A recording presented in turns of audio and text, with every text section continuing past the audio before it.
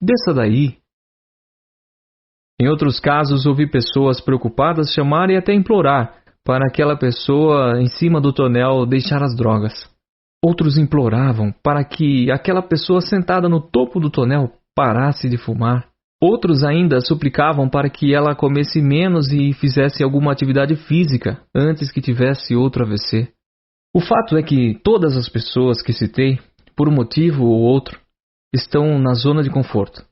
Essa metáfora, a zona de conforto, é representada pelas pessoas paradas no topo do tonel.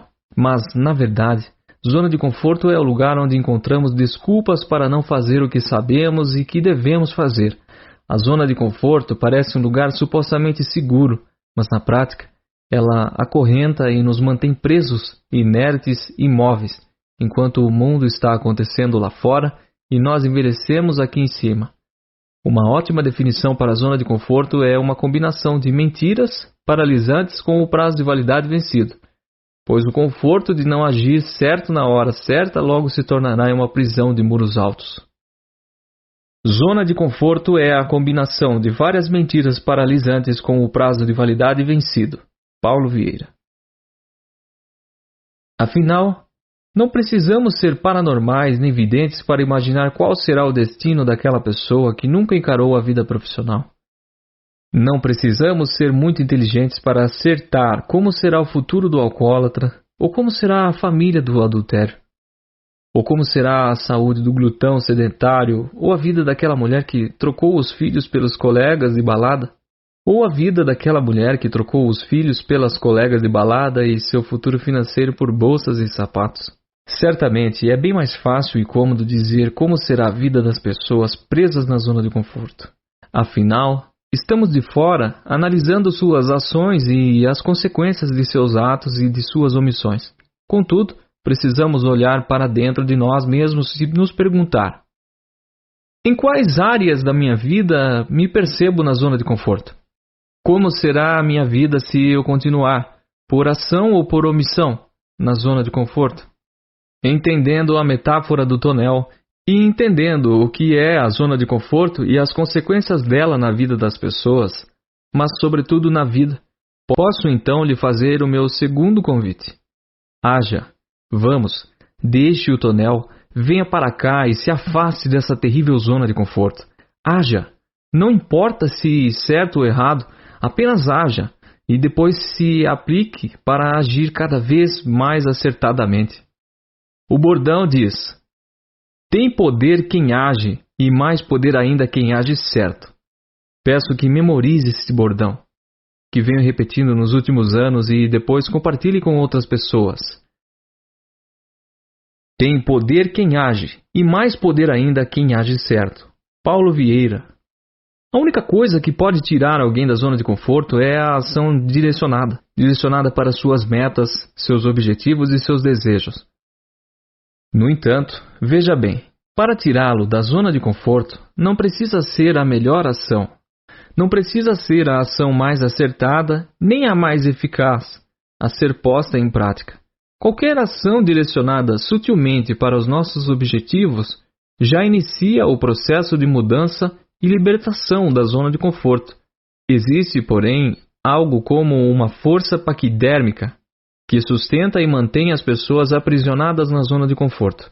E nosso foco agora é identificar, qualificar e em seguida destruí-la. E quando isso acontecer, você vai se encontrar sobrevoando e pronto para aterrissar nos seus objetivos mais importantes, milhas e milhas distante daquilo que antes você chamava de zona de conforto. Vamos a essa força. Historinhas e histórias. Acredito, como já falei, que fomos criados por Deus para uma vida abundante em todos os aspectos, e que os acontecimentos da vida de qualquer pessoa por si só deveriam levá-la a esse padrão de excelência. São como as águas de um rio que naturalmente fluem em direção ao mar. Essa é a natureza e o normal para um rio. Para represá-lo, será necessário um esforço muito grande de fazer barragens ou desviar o curso natural das águas. A abundância é a natureza de Deus e, consequentemente, a natureza humana.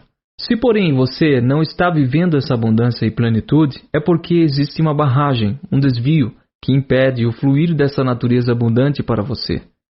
E, por incrível que pareça, somos nós que, através de comportamentos, muitas vezes inocentes e despretensiosos, criamos verdadeiras barragens e desvios de todo o bem que deveria chegar até nós. Na prática, bastaria não atrapalhar para que as coisas boas viessem até nós. A boa notícia que trago aqui é que, além de não atrapalhar, podemos também usar essa força gigantesca para acelerar esse fluir de coisas boas em nossa vida. O nome que daremos a essa força é historinhas. Historinhas são estruturas linguísticas verbais e mentais que validam e explicam e justificam nossos fracassos, nossas falhas e nossos insucessos. Uma maneira às vezes sutil e outras vezes explícita de não nos responsabilizarmos por resultados, ações e comportamentos que não deram certo em nossa vida. Como é cômodo ou menos honoroso ser demitido e ter toda uma historinha ensaiada para explicar, ou melhor, justificar o porquê do ocorrido?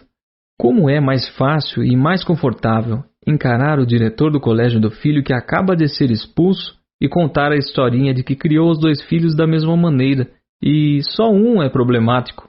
Aparentemente, as historinhas trazem conforto, mas na realidade elas causam 2 consequências devastadoras na vida das pessoas.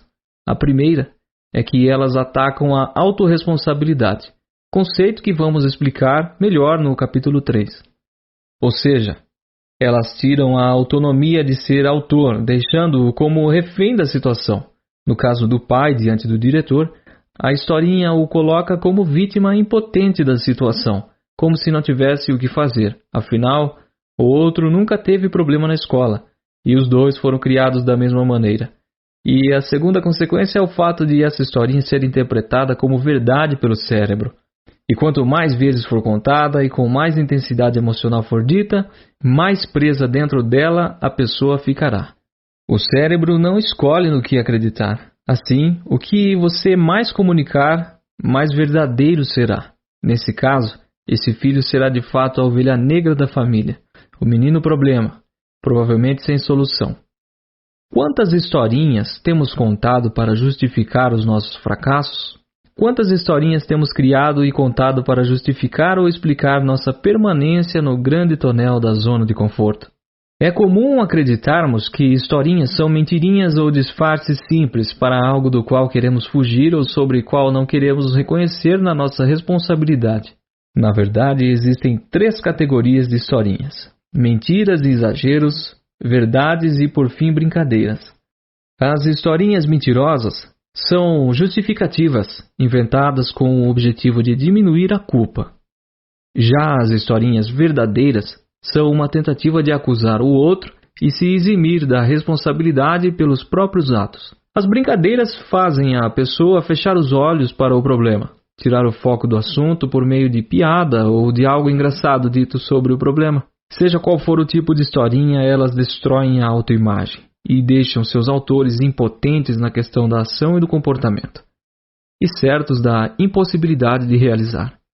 Para entender melhor as historinhas, vamos a 3 exemplos reais. Caso 1. Certa vez encontrei um antigo parceiro comercial e começamos a conversar, até que chegamos ao assunto saúde. Nesse momento, ele olhou para mim com um tom de sinceridade e impotência e confidenciou: "Você sabe, eu não como nada e mesmo assim não paro de engordar." Sua esposa, que estava com ele, olhou para baixo e ensaiou um sorriso irônico. E ele continuou: "Meu médico disse que meu metabolismo é muito lento para a queima de gordura, por isso é que estou assim, tão acima do peso." Com respeito e com certa firmeza, o indaguei: "Que exame seu médico fez para avaliar seu metabolismo e a queima calórica?" Ao que a esposa do ex-parceiro respondeu: "Historinha, Paulo Vieira, tudo historinha. Nem médico ele tem, a questão é que ele come muita besteira, principalmente à noite. Na hora de dormir, na verdade, nossa cama é a mesa de piquenique dele e a TV é a paisagem." Nessa primeira historinha, como a própria esposa denunciou, toda aquela conversa era mentira do marido. Primeiro, ele de fato comia muito, principalmente à noite. Segundo, nenhum médico falou que ele tinha metabolismo lento na queima calórica, era apenas uma inverdade para explicar sua obesidade. tirando dele a culpa ou a responsabilidade pelos quilos a mais. E como o problema de obesidade não era responsabilidade dele, afinal o responsável era um metabolismo lento, por que mudar? Por que adotar um estilo de vida saudável, uma vez que seu metabolismo queima calorias na velocidade de uma tartaruga de aquário? Essa historinha se classifica da seguinte maneira: categoria: mentira. Comportamento: justificação e diminuição de culpa pela aparência obesa. Resultado primário: obesidade. Resultado secundário: problemas de saúde, problemas conjugais, baixa produtividade profissional, pouca atividade sexual, etc. Caso 2. Conversando com um empresário em dificuldades, ele se abriu e me contou o porquê de todas as suas dificuldades financeiras. Ele disse em tom de vitimização e também de impotência: este país quebra qualquer um. Um dia o dólar está alto, no outro está baixo. Fiz uma importação porque o dólar estava baixo, agora subiu 40%. Como vou pagar isso? Estou pedindo dinheiro emprestado a juros altíssimos, sem contar que tenho mercadoria parada nos portos há mais de 2 meses. E o pior é a operação tartaruga que temos no órgão fiscalizador. No Brasil é assim mesmo. Tudo é difícil para o empresário. De fato, o que ele falou era verdade. Um país sem regras claras e, pior, regras que podem mudar do dia para a noite.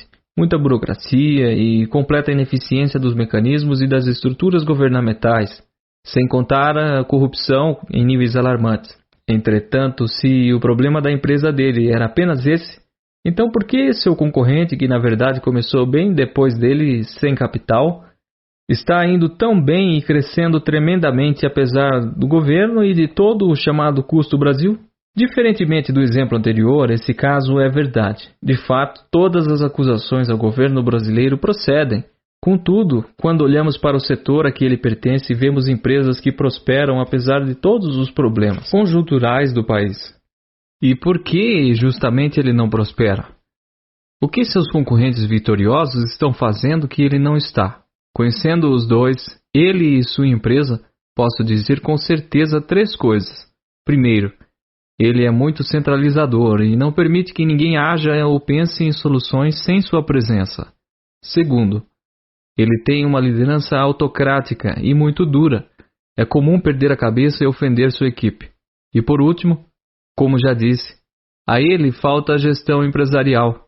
Então, por que mudar tudo isso, começando por ele próprio, se o problema é a ineficiência governamental? Classificando a historinha. Categoria: verdade. Comportamento: acusação e tentativa de eximir da responsabilidade pela crise financeira. Resultado primário: crise empresarial. Resultados secundários possíveis: problemas financeiros, problemas emocionais, dificuldades nos relacionamentos, problemas de saúde por causa do estresse, etc. Caso 3. O terceiro exemplo foi uma conversa que presenciei entre 2 professores no lançamento do livro de um amigo em comum. Um deles olhou para o outro, que tinha um porte atlético mesmo aos 55 anos, e disse em tom de brincadeira: "Você está bem, hein, Adalberto?" E o amigo respondeu: "Obrigado, Carlos, tenho me esforçado para isso." Carlos, que estava bem acima do peso, sem perder tempo, muito menos a piada, completou em forma de brincadeira: "Essa minha super barriga, na verdade, é um calo sexual, de tanto fazer amor." Os dois riram e a conversa tomou outro rumo. Quando brincamos com algo, fazemos com que esse tema não tenha um peso maior, trazendo leveza e a ausência de importância para ele na nossa mente. Até aí tudo bem. A questão é que quando o tema é relevante e pede ação massiva e clara, o cérebro não distingue o que é real do que é uma brincadeira inocente. Cada vez que aquele homem repete a brincadeira do calo sexual, seu cérebro acredita que aquela barriga desproporcional de fato é algo sem importância e que não oferece nenhum ônus. Assim, não existe uma mobilização intelectual nem emocional na busca de mudanças de hábitos ou comportamento. Na verdade, a história é que, apesar de acima do peso, a barriga desproporcional daquele professor se devia ao fato de ele beber cerveja em quantidades extraordinárias e, diferentemente do que preconizava em sua brincadeira, não se devia a muitas noites de sexo. Classificando essa historinha. Categoria: brincadeira. Comportamento: fechar os olhos para o problema, tirando sua importância e o foco daquele assunto. Resultado primário: corpo disforme. Resultados secundários possíveis: problemas de saúde, problemas financeiros, dificuldade nos relacionamentos amorosos, baixa autoestima, sentimento de inferioridade e etc. Em mais de 15 anos fazendo coaching e tabulando o estado atual de cada um dos meus clientes e conhecendo seus comportamentos, ficou claro para mim que as historinhas eram o fundamento da incapacidade de mudar atitudes, hábitos e até resultados. Percebi de forma empírica, porém, com muita consistência, que mesmo as mais simples mudanças comportamentais eram impedidas pela contação dessas historinhas. Em outras palavras, a contação dessas historinhas tornava meus clientes incapazes de promover qualquer tipo de mudança na direção de seus objetivos. Ao observar isso, passei a seguir um caminho no processo de mudança tanto dos meus clientes individuais do coaching como o próprio método CIS. E fui obtendo muitas mudanças cada vez mais profundas e rápidas. Mas como é possível mudar? Simples, trocando as historinhas por histórias. As histórias nada mais são que narrativas verdadeiras que colocam um responsável pelos atos, que geram consequências para a sua vida. Não basta a história ser verdadeira, é preciso que você entenda com ela que você é o único dono da sua trajetória, que são suas ações que trazem resultados. E que, portanto, cabe a você mudar o que não está dando certo para chegar a um objetivo desejado e muitas vezes mais do que necessário e urgente. Assim, não fique contando historinhas. Ainda que sejam verdadeiras, você deve entender que elas não são nada benéficas e você não deve ficar repetindo por brincadeira, acreditando que elas não terão efeito prático e negativo em sua vida. Vamos à compreensão do processo de mudança por meio das historinhas e das histórias. Primeiro passo: identificar em quais áreas da vida você está obtendo resultados ruins. Segundo passo: identificar quais resultados indesejados são esses. Terceiro passo: identificar para cada resultado indesejado e negativo que você vem obtendo, qual ou quais historinhas você vem contando para justificar, explicar ou se desresponsabilizar por eles. Quarto passo: para cada historinha, identificar a classificação, categoria, comportamento linguístico, resultado primário e resultado secundário. Categorias: A. Historinha mentirosa. B. Historinha de brincadeira. Ou C. Historinha verdadeira que não precisa ser contada e sim superada. Comportamento linguístico: A. Dar explicação real. B. Justificar o ocorrido. C. Eximir-se da responsabilidade pelo resultado. D. Fechar os olhos para o problema. E. Tirar o foco do assunto indesejado. Ou F. Outros. Resultado primário: o que de fato essa historinha produz de negativo na vida de quem conta. Resultados secundários: que resultados negativos têm ocorrido ou poderão ocorrer por causa dos resultados primários? Quinto passo: contar uma nova história. Esse passo é a última etapa do processo de mudança. Essa nova história deve ser feita baseada nos comportamentos desejáveis e nos resultados que queremos conquistar. Em outras palavras, você precisa criar uma profecia autorrealizável que traga não só novos resultados, como também novos comportamentos. Vamos usar os 3 exemplos anteriores para exemplificar o quinto passo. Meu ex-parceiro de negócio que não parava de engordar deveria deixar de contar a historinha destruidora que dizia que ele comia pouco e engordava por causa do seu metabolismo com baixa queima calórica e falar algo profético do tipo: sou forte, saudável e magro. Eu me alimento com excelência e como o melhor, na hora certa e o suficiente para estar saudável e disposto. Para o caso do empresário com problemas em sua empresa, a nova história deveria ser mais ou menos assim: independentemente do governo, minha empresa é próspera, lucrativa e crescente. Tenho a melhor equipe e minha liderança é super eficaz. Nós planejamos e executamos com primazia. Minha empresa é número 1 no segmento e eu sou reconhecido pela gestão empresarial que aplico. Para aquele professor, era necessário mudar toda a abordagem sobre a saúde. Em vez de repetir frequentemente a brincadeira, ele deveria pelo menos se calar e não tirar a importância de algo sério, pois a barriga pode representar muito em termos de autoestima. relacionamento conjugal e saúde. Nota ao ouvinte: a leitura a seguir é de uma lista de perguntas e respostas que você deve preencher. Para melhorar a experiência e criar uma imersão no conteúdo, sugiro que você pegue um papel e caneta e preencha as seguintes perguntas e responda com suas palavras. História número 1. Categoria: verdade, mentira, brincadeira. Comportamento: resultado primário. Resultados secundários possíveis. Estas são as perguntas. Anote aí. E agora copie as mesmas perguntas para a historinha número 2 e 3 e preencha todas com suas respostas.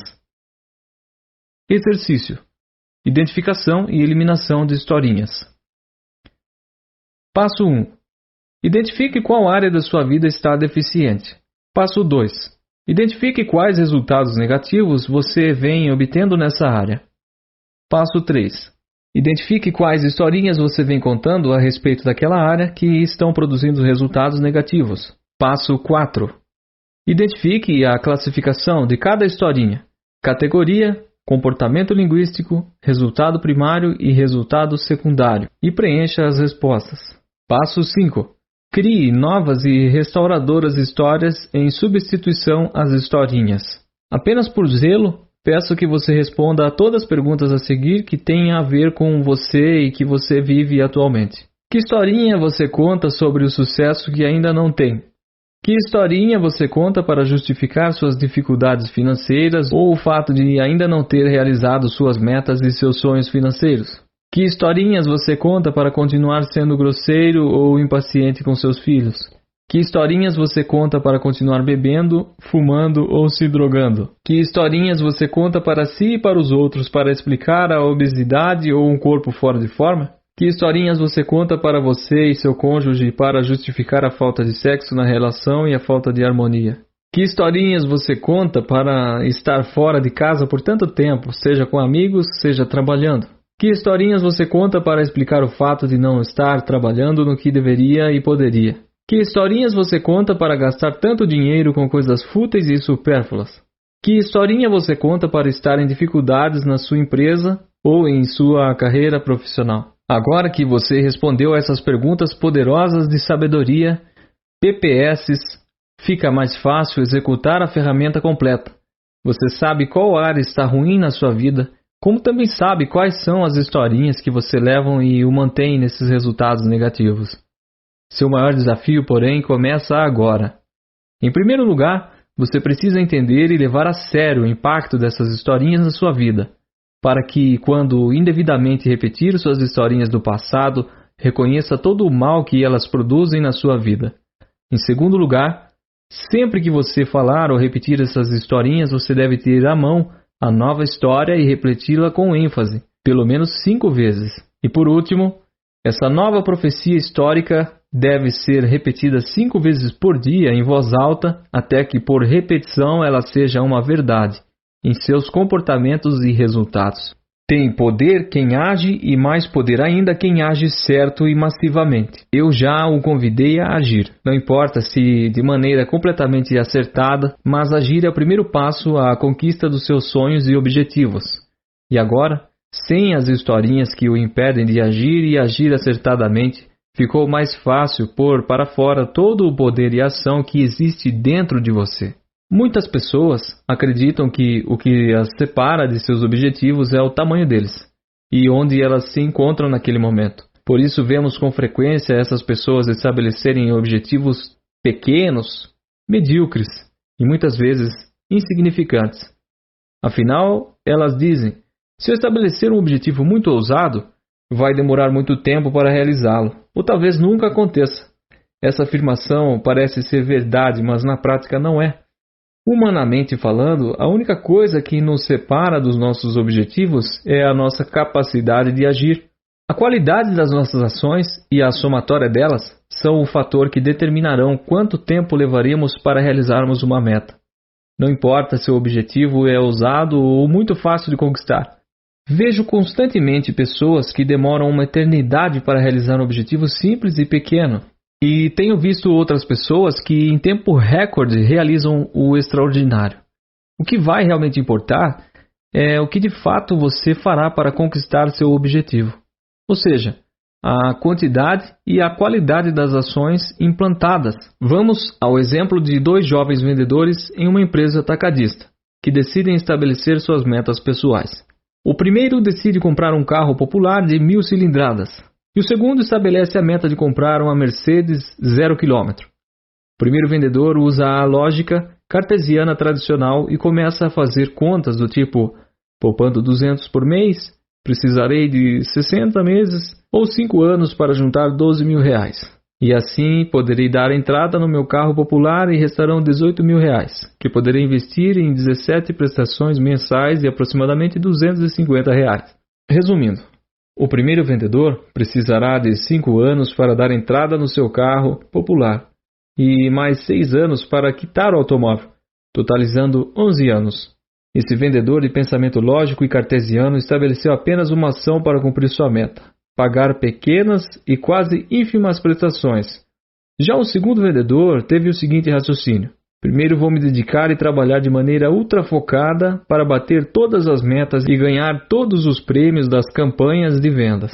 E também vou fazer 2 cursos de venda e gerência de vendas e estudar os manuais de produtos que vendemos para ter mais conhecimento sobre eles e mais argumentos na hora da venda. Essa primeira etapa levará 4 meses e dobrará meus rendimentos atuais. Com isso, espero ser promovido a coordenador de equipe comercial com uma retirada mensal 2 vezes maior que meu salário atual. O segundo passo será entrar em uma faculdade tecnológica e me formar em 2 anos, e assim que tiver completado minha graduação, entrarei em uma pós-graduação em gestão comercial.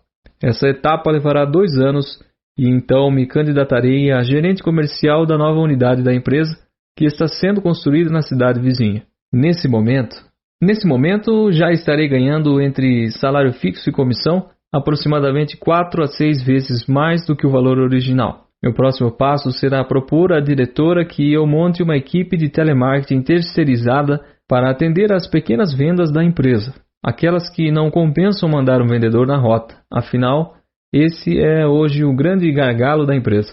Com isso, poderei montar uma equipe para fazer televendas em 4 estados e isso poupará muito dinheiro para a empresa em termos de custo de vendas, rota, combustível, automóvel, etc. Atendendo a carteira de pequenos clientes, o estimado total de vendas é de 4 milhões de reais por mês, e se a comissão da minha empresa de telemarketing for de 7%, seu faturamento será de 280 mil e terá lucro líquido aproximado entre 80 mil reais por mês. Conforme os cálculos do consultor do Sebrae que me orientou, já no 4º mês, depois de fazer os cursos de vendas, estudar os manuais dos produtos e me dispor a pagar o preço de estar super focado em vender, comprarei meu carro, que dessa vez será um carro popular. Ao ser promovido a coordenador comercial no 6º mês e mais que dobrar o meu salário e minhas comissões, poderia comprar um carro melhor, mas não farei isso. Vou guardar e aplicar dinheiro para montar no futuro minha empresa de telemarketing. Depois de me formar e cursando uma pós-graduação em gestão comercial, serei promovido a gerente geral de uma nova unidade, que está em construção, e novamente dobrarei meu salário. Mais uma vez poderia comprar um carro melhor, mas não farei isso. A última etapa para comprar minha Mercedes será conquistar uma parceria com a empresa em que hoje sou vendedor. Assim me tornarei dono da minha própria empresa e comprarei o meu carro dos sonhos. Quando observamos os 2 vendedores, vemos que suas ações são determinadas por suas decisões. Estas, porém, são determinadas pelo tamanho dos seus sonhos. Vimos a metáfora do pescador e sua frigideira, e como é determinante na vida e nas escolhas. O primeiro vendedor sonhava com um carro popular, já o segundo com uma Mercedes.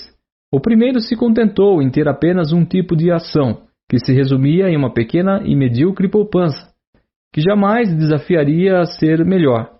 Já o segundo, olhando para sua meta ousada e desafiadora, optou por várias ações que o tirariam completamente da zona de conforto. Qual é seu objetivo? Está certo sobre ele? É isso mesmo? Excelente. Então agora você precisa andar. agir e na direção certa, com ações efetivas.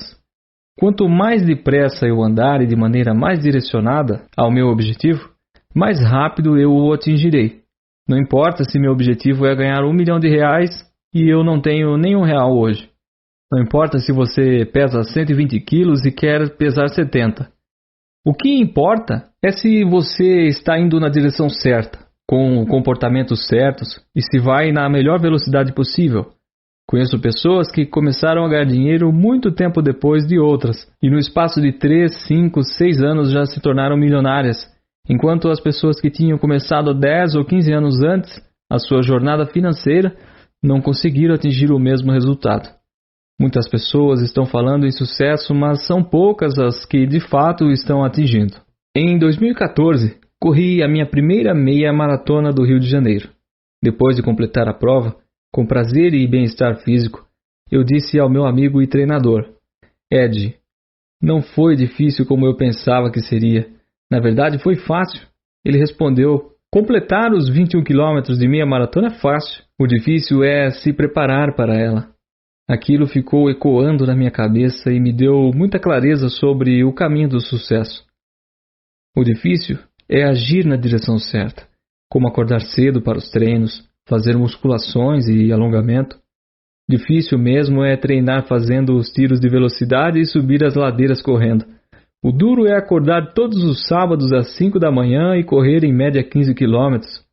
Na verdade, o difícil é me preparar por meio de ações massivas e consistentes, pois o sucesso é apenas consequência de minhas ações. Paulo Vieira.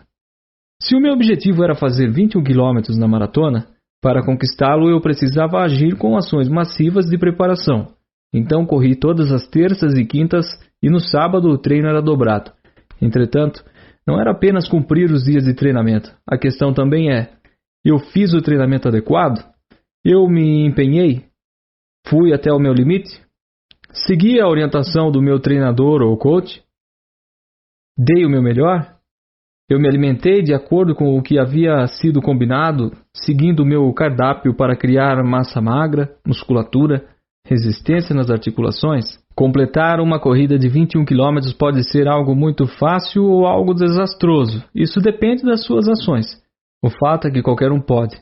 Tanto que vi pessoas com 70, até mais de 80 anos completarem a prova. Minha pergunta é: você está agindo na direção de seus objetivos e com ações consistentes? Essa é a pergunta essencial para você alcançar os seus objetivos. Reflita sobre essas afirmações. Ganhar dinheiro é fácil. O difícil é aprender e fazer o certo para isso. Ter sucesso é fácil. O difícil é se preparar para ele. Ter um corpo escultural e saudável é fácil. Difícil é abdicar dos prazeres. Ter filhos felizes e prósperos é fácil. O difícil é aprender a se dispor a educá-los de maneira certa. Vou lhe contar um caso que aconteceu comigo. Em 2008, eu estava na cama à noite lendo e minha esposa estava atualizando nossas planilhas financeiras.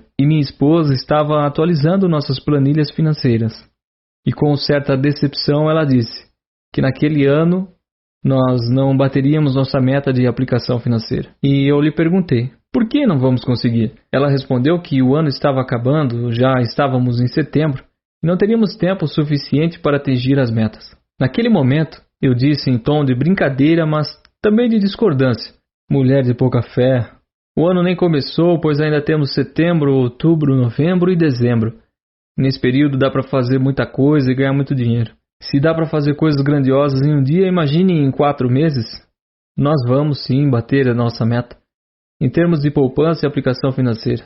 E olhando descrente para mim, ela disse: está bom, amor. No dia seguinte, nós ganhamos um carro no sorteio do Dia dos Pais de um grande shopping center. Foi um Honda Accord no valor de R$120 mil. Logo depois, fechamos grandes negócios, abrimos uma nova área da empresa, investimos fortemente no setor de educação à distância com uma tremenda plataforma de ensino à distância e ainda iniciamos um congresso de coaching nos Estados Unidos. E tudo isso aconteceu em 4 meses. Quem está de fora, procurando historinhas para justificar o seu insucesso, poderia dizer que meu sucesso se deu por acaso, ou porque sou uma pessoa de sorte. Veja bem, que não nos tornamos a maior instituição de coaching da América Latina por sorte. A verdade é que agimos com precisão, eficácia e diligência. Atribuir à sorte o crescimento do CIS seria como negar que em 2008 eu já tinha mais de 5.000 horas de sessões de coaching. Seria negar que cada ano a FebraCIS faz uma verdadeira revolução no contexto de inovações e gestão. Acredito que quanto mais trabalho com dedicação, quanto mais aprendo e mais inovo, mais sorte eu tenho. Vou contar uma parábola que certamente você já ouviu, mas que se adapta perfeitamente ao tema abordado aqui e explica até porquê da minha sorte. Porque é assim como um homem que, ausentando-se do seu país, chamou os seus servos e lhes entregou os seus bens. A um deu 5 talentos, a outro 2, a outro 1, e cada um segundo a sua capacidade, e seguiu viagem. O que recebera 5 talentos foi imediatamente negociá-los, e ganhou outros 5. Da mesma sorte, o que recebera 2 ganhou outros 2. Mas o que recebera 1 foi e cavou na terra, e escondeu o dinheiro do seu senhor. Ora, depois de muito tempo, o senhor daqueles servos voltou, e prestou conta com eles. Então, o que recebera 5 talentos, apresentou-lhe outros 5 talentos, dizendo: Senhor, entregaste-me 5 talentos. Eis aqui outros 5 que ganhei. Disse-lhe o Senhor: Muito bem, servo bom e fiel. Sobre o pouco foste fiel, sobre muito te colocarei. Entra no gozo do teu Senhor. Chegando também o que recebera 2 talentos, disse: Senhor, entregaste-me os 2 talentos, eis aqui outros 2 que ganhei. Disse-lhe o Senhor: Muito bem, servo bom e fiel. Sobre o pouco foste fiel, sobre muito te colocarei. Entra no gozo do seu Senhor. Chegando por fim o que recebera 1 talento, disse: Senhor, eu te conhecia, que és um homem duro, que ceifas onde não semeaste, e que recolhes onde não joeiraste. E atemorizado fui esconder na terra o teu talento. Eis aqui, tens o que é teu. Ao que lhe responde o seu senhor: Servo mau e preguiçoso, sabias que ceifo onde não semeio e recolho onde não joeirei? Devias então entregar o meu dinheiro aos banqueiros, e vindo eu teria recebido com juros. Tirai-lhes, pois, o talento e dai-lhe ao que tem 10 talentos. Porque a todo o que tem lhe será acrescentado em abundância, mas ao que não tem, até aquilo que tem lhe será tirado. E lançai o servo inútil nas trevas exteriores, ali haverá choro e ranger de dentes. Essa passagem é chamada Parábola dos Talentos, e está na Bíblia, no livro de Mateus, no capítulo 25. E você, o que tem feito com seus dons e talentos? Tem agido e aproveitado? Ou tem ficado estático, inerte e acomodado? E suas ações e seus comportamentos são cheios de dedicação e esforço? Ou você age de qualquer maneira sem se preocupar com a qualidade ou o resultado? Sei que não foi uma coincidência eu e minha esposa termos ganhado um carro no sorteio. Foi apenas Deus recompensando aos servos dedicados, responsáveis e diligentes. Ele nos entregou tamanha dádiva, pois sabia que nós não enterraríamos o presente. Pelo contrário, nós o usaríamos para produzir ainda mais impacto e mudança na vida de muitas e muitas pessoas. Não tenha medo de estar acima do peso ou sem dinheiro. Você precisa ter um medo na sua vida, o medo de não estar agindo na direção certa e na maior velocidade possível. Paulo, eu posso emagrecer? Pode. E quanto eu posso emagrecer? Não sei. Você pode se alimentar bem, mas não na intensidade necessária. Você pode perder 35 quilos ou 350 gramas. Você pode perder 50 gramas por dia e pode também perder 200 gramas por dia e com saúde. Amigo, pague o preço, haja na direção certa e vá na maior velocidade possível. Casamento, filhos, trabalho, dinheiro. Nós estamos falando de ação. Só tem poder quem age. Se você está obeso, então planeje e calcule como vai fazer para perder 150 gramas por dia, quanto vai perder em um mês, quanto vai perder em 6 meses, e quando acabar o planejamento, simplesmente haja. Paulo, mas eu não sei como. Então saia da zona de conforto, pague o preço, vá buscar um ótimo nutricionista, compre os melhores livros de nutrição e de emagrecimento, e em 3 ou 6 meses você terá o corpo dos seus sonhos, a saúde dos seus sonhos. Paulo, eu queria tanto ter R$1 milhão. Pague o preço. Vá atrás de orientação dos melhores cursos sobre finança e reprogramação de crenças financeiras, e esse material vai ensiná-lo a andar na melhor velocidade possível e na direção certa. Depois de tudo o que falei, não acredite que é só agir para ter sucesso. Por mais de 13 anos eu agi consistentemente, porém sem sabedoria e sem conhecimento. Durante 13 anos da minha vida, tive muito poucos fins de semana e muito pouco descanso. Trabalhei desesperadamente, de 12 a 14 horas por dia, e não conquistei absolutamente nada além de uma manutenção precária da minha vida. Eu me desgastei e até adoeci pela combinação de trabalho intenso e falta de descanso. Então, não acredite que o sucesso é só acordar cedo e trabalhar duro. Tenho visto muitas pessoas enganadas por essa meia-verdade. É necessário trabalhar com dedicação e empenho, porém, se as ações não forem sábias e efetivas, você se mexerá muito e não sairá do lugar. Onde estão as informações e os saberes para levar você de cada ação ao comportamento para guiá-lo na direção certa? Busque essas informações. Porque agir certo aqui e depois agir errado ali, por que não acertar muito mais do que você tem errado? Se você precisa de conhecimento, pague o preço pelo conhecimento. Vá atrás desse conhecimento. Ele fará você andar na direção certa.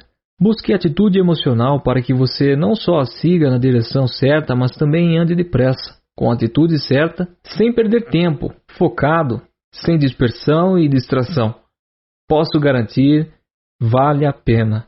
Uma vez que tem poder quem age, e mais poder quem age certo, pense nas 5 primeiras ações que mudarão drasticamente sua vida para melhor e escreva-as na linha a seguir. Nota ouvinte. Continue escrevendo naquela folha que você separou no começo. Escreva agora as 5 primeiras ações que mudarão drasticamente sua vida. É importante que você guarde suas anotações, porque ao decorrer do audiobook teremos vários momentos em que haverá esse tipo de interação. Para que suas ações sejam acertadas, contextualizadas, direcionadas, complementares e sequenciais, peço que as tome seguindo o padrão de um plano de ação convencional usado por muitas empresas, chamado Plano de Ação Modelo 5W2H. O que? Agir e fazer. Por que? Agir e fazer. Onde? Agir e fazer. Quando? Agir e fazer. Quem? Agirá e fará. Como? Agirá e fará. Quanto custará? No site www.febracis.com.br/o poder da ação, sem acento, você encontrará ferramentas com mais explicações. Capítulo 3. Autorresponsabilize-se. Você é único e responsável pela vida que tem levado. Você está onde se colocou. A vida que você tem levado é absolutamente mérito seu, seja pelas suas ações conscientes ou inconscientes, pela qualidade de seus pensamentos, seus comportamentos e suas palavras. Por mais doloroso que seja, foi você que levou a sua vida ao ponto em que está hoje. Sendo assim, só você pode mudar essa circunstância. Paulo Vieira. A afirmação acima pode parecer muito dura, pode parecer até uma acusação.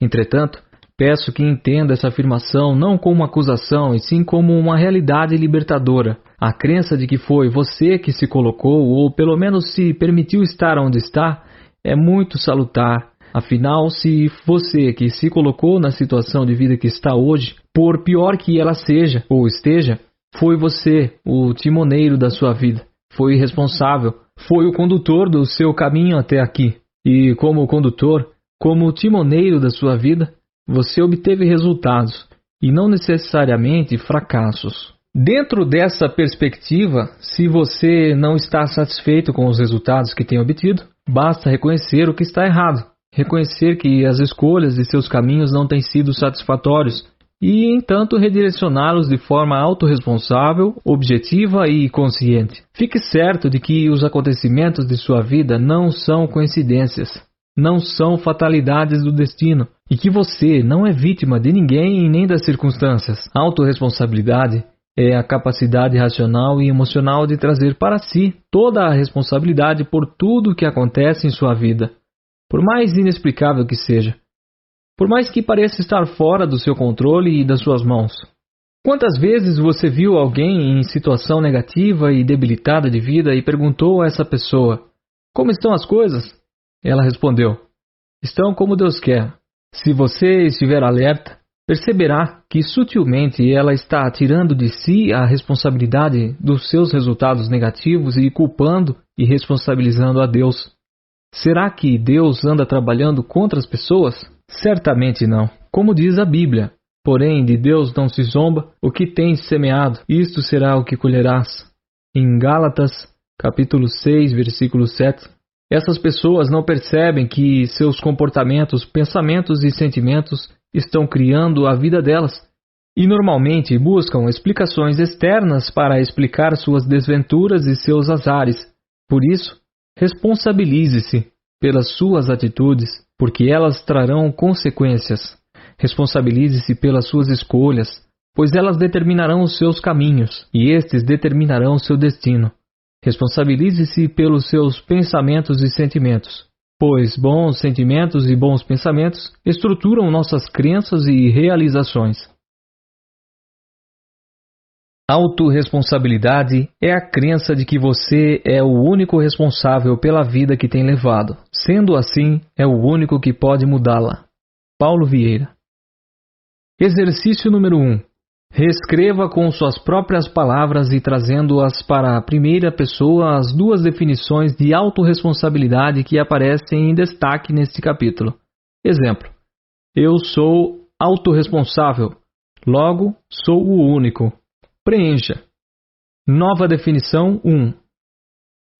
Nova definição 2. Pensando dessa maneira, sendo e se comportando como o autor da sua história, você poderá se colocar em qualquer outro lugar. Poderá escrever e reescrever seus caminhos e suas escolhas.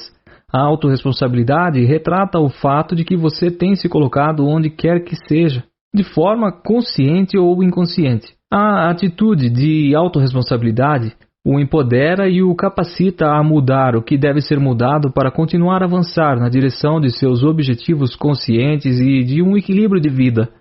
É importante você saber que todas as nossas mudanças intencionais e as conquistas planejadas se iniciam após assimilar e passar a viver de acordo com o conceito de autorresponsabilidade. Como tudo na vida, acreditar ou não em qualquer coisa é uma questão de escolha. Acreditar que você é o único responsável pela vida que tem levado e que você constrói circunstâncias e os acontecimentos de sua vida também é uma questão de escolha. Da mesma forma, também é uma escolha acreditar que as coisas vão acontecendo de maneira completamente aleatória e imprevisível, que somos vítimas ou prisioneiros dos nossos destinos e que vamos apenas reagindo ao mundo e aos acontecimentos. Eu, particularmente, prefiro acreditar que criamos nossas experiências por palavra, comportamento e ou pensamentos, e que tudo o que comunicamos, pensamos e sentimos gera resultados e objetivos palpáveis na nossa vida. Pessoas de sucesso sabem utilizar não apenas sua estrutura mental para colher resultados, como também sua linguagem corporal, como defende a psicóloga e pesquisadora de Harvard, Amy Cuddy. Quando os resultados são ruins, essas pessoas aprendem com eles e responsavelmente optam por uma estrutura mental correta, passam a afirmar e a pensar de modo diferente, e a se comportar também de forma diferente. Após uma derrota, pessoas de grandes conquistas não culpam as circunstâncias, as outras pessoas ou o destino. Elas assumem a responsabilidade pelos resultados e se perguntam: o que devo fazer de modo diferente para que da próxima vez os resultados sejam melhores? Uma das áreas de atuação na nossa empresa é a de recolocação profissional, E é incrível ver como, entre as pessoas que buscam se recolocar no mercado de trabalho, a maioria absoluta tira de si toda a responsabilidade pelo seu desemprego. As desculpas travestidas de explicações são sempre as mesmas. Houve um corte na empresa e eu tive o azar de fazer parte dele. Você sabe como é, eu tinha apenas 6 meses de empresa. O meu superior se sentiu ameaçado pelo meu desempenho e me perseguiu. A crise está grande e houve redução do quadro, você sabe. Eles me prometeram uma coisa e quando cheguei lá era tudo diferente. Aí fiquei desmotivado. Na verdade fui demitido, mas já queria mesmo pedir demissão. Poucos são os que reconhecem seus erros, demonstrando maturidade e possibilidade de aprendizado. Essas pessoas se comportam assim. Não trabalhei bem, não dei o meu melhor e fui demitido. Afirmo que não vou mais cometer essa falha. E por isso quero muito essa oportunidade para... Não tive humildade suficiente para receber ordens do meu superior e o relacionamento entre nós foi se deteriorando, até que fui desligado. O aprendizado, porém, foi grande e estou pronto para recomeçar de maneira correta. Houve um corte por causa da crise e, por não estar batendo minhas metas, fui demitido. A partir de agora estou disposto a fazer tudo de modo diferente, alcançar minhas metas e ser motivo de orgulho para as pessoas que me amam. Quando entrei nessa empresa, eu estava buscando um emprego com 1 hora de entrar e sair e em que não precisasse de muito empenho. Quando cheguei lá, porém, era uma loucura, um trabalho intenso para onde eu olhava existiam metas e resultados. Eu não quis entrar nesse barco, minhas prioridades eram outras e meu ritmo também não era aquele. Então fui demitido e estou buscando agora algo mais parecido com os meus objetivos. O fato é que, enquanto algumas pessoas não reconhecem que foram demitidas por suas falhas, em algum momento elas estarão repetindo os mesmos acontecimentos na vida delas. E com o tempo elas estarão se perguntando se fizeram algo contra elas, se é um karma ou se é Deus que não as ama. A incapacidade de viver de forma autorresponsável nos faz reviver as mesmas circunstâncias de dor ao longo da vida. Paulo Vieira. Se você não acredita que tem livre-arbítrio para criar e escrever sua história, presente e futuro de vida, se você não acredita que está criando o seu mundo a cada pensamento e a cada decisão que toma, se você ainda acha que seus sucessos e fracassos independem de você, isso tudo demonstra que você está à deriva no mar das circunstâncias e vive perigosamente à mercê dos outros e do mundo. Para você que acredita que a vida é uma sucessão de acasos, resta uma pergunta. Quem está direcionando a sua vida? Quem é responsável pelos frutos que você tem colhido? Certamente alguém está no controle. E se é Deus que está no controle de sua vida, lembre-se de que desde o Éden ele deu livre-arbítrio ao ser humano. Você é do tipo de pessoa com quem as circunstâncias e os fatos vão simplesmente acontecendo e você vai vivendo, não como protagonista e sim como coadjuvante? Uma marionete que depois, sem pedir licença, é convidada a rir ou a chorar? Os compositores Bernardo Vilhena e Lobão criaram uma música que dizia mais ou menos assim: vida louca, vida breve, já que eu não posso te levar, quero que você me leve. A pergunta é, levar para onde? Para uma vida bandida, como diz o compositor mais à frente, ou para a felicidade? Ser autorresponsável é ter a certeza absoluta, a crença de que você é o único responsável pela vida que tem levado. Consequentemente, você é o único que pode mudá-la e direcioná-la. Paulo Vieira. Pensar dessa maneira é uma das maiores formas de avaliar e desenvolver o seu nível de maturidade emocional. Como consequência, aumentando exponencialmente sua capacidade de realização. É a certeza de possuir uma crença que valida todas as outras crenças fortalecedoras que você possui. É a garantia de que ser uma pessoa não apenas de ideias, mas também de ação. Uma pessoa realizadora. Enfim, uma pessoa capaz de construir uma vida feliz e plena. O psicólogo e pesquisador Daniel Goleman, no livro O Poder da Inteligência Emocional, Primal Leadership, afirma, com outros 2 autores do livro Richard Boyett e Annie McKee, que 2% da população humana são os que de fato produzem mudança, 13% veem as mudanças acontecer e às vezes até apoiam e auxiliam os outros 2%. E 85% da massa mundial não percebem o que está acontecendo e simplesmente vão seguindo o grande rebanho na direção em que lhes é impingida. Esses percentuais não se referem à classe social, cultural ou econômica, pois existem pessoas muito ricas, assim como pessoas muito pobres, fazendo parte dos 85%. Também encontramos pessoas que vêm da base da pirâmide social fazendo parte desses 2%. E é formidável vê-las mudando o mundo com suas ideias, seu trabalho e sua visão. Minha pergunta é: onde você tem colocado a sua vida? Assinale abaixo onde você se encontra. Eu faço parte dos 2%, 13%, 85%. Em qual desses grupos você faz parte? Se você faz parte desses 2% que produziram mudanças, você é um grande líder. Tem pessoas ao seu redor que o seguem. Suas palavras e ações fazem diferença na vida de inúmeras pessoas. Você é reconhecido e admirado por aqueles que o rodeiam. Se faz parte desses 13% que percebem e até apoiam as mudanças, você tem um líder ou segue uma ideia de valor e a repassa. De alguma maneira, sem se expor, você contribui para um mundo melhor. As pessoas que fazem parte dos 85% são as pessoas manipuladas e conduzidas pelo sistema. Vivem o prazer imediato, possuem uma visão de mundo estreita e curta. Seu horizonte de visão futura não passa da farra de sexta-feira e do sábado. Essas pessoas não enxergam as mudanças que estão acontecendo ao seu redor porque, na verdade, também não se reconhecem. Não sabem ao certo quem são, muito menos quão grande é o valor que sua essência divina possui. Exercício 2. Escreva a seguir uma visão extraordinária de sua vida. Escreva sobre a vida que você sempre sonhou. Sem limites para sonhar. Defina o que você gostaria de ser, fazer e ter. Descreva seus sonhos mais fantásticos, sem crítica ou julgamento do que é possível ou impossível. Apenas relate a sua visão de sua vida extraordinária. Agora, compare a visão de vida extraordinária que você acabou de descrever com a vida que você tem levado, aquela que você escreveu no capítulo anterior. Esteja certo de que as circunstâncias são criadas por você e, dessa forma, só você pode mudá-las. Entretanto, para mudar as circunstâncias, antes será necessária forte decisão de romper com o passado, como também a persistência e a perseverança para manter a mesma visão e o comportamento de vitória, independentemente das condições externas. Foi isso o que fez Nelson Mandela, que passou 27 anos na prisão, muitos deles na solitária.